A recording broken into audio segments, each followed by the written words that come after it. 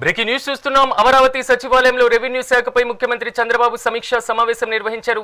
ఈ భేటీలో మంత్రి అనగాని సత్యప్రసాద్, సీసీఎల్ఏ అధికారులు పాల్గొన్నారు. అసైన్డ్ భూములు, రీసర్వే, ఇన్కమ్, క్యాస్ట్ సర్టిఫికేట్లు, ఇతర అంశాలపై ముఖ్యమంత్రి చర్చించారు. అసైన్డ్ భూముల వివరాలను పునఃపరిశీలించాలని ముఖ్యమంత్రి ఆదేశించారు.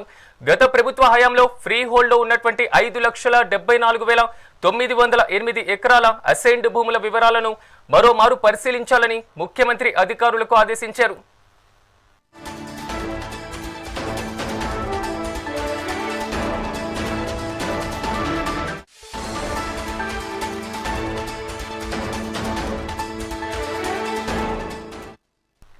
అమరావతి సచివాలయంలో రెవెన్యూ శాఖపై ముఖ్యమంత్రి చంద్రబాబు సమీక్షా సమావేశం నిర్వహించారు. ఈ భేటీలో మంత్రి అనగాని సత్యప్రసాద్, సీసీఎల్ఏ అధికారులు పాల్గొన్నారు.